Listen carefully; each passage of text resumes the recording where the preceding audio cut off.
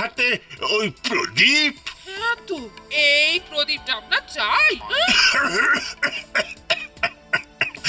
আরে আরে আরে, না না না, আপনার ভুল হচ্ছে।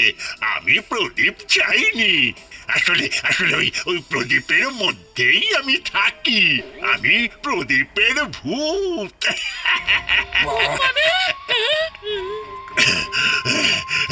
ভয় পাবেন না, ভয় পাবেন না।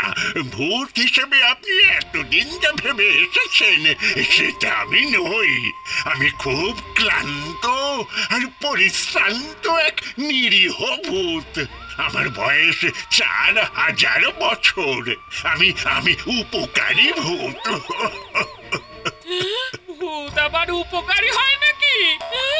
এ মা গো, ভূত মানে কি ওই লম্বা লম্বা হাত নিয়ে ভয় দেখানো?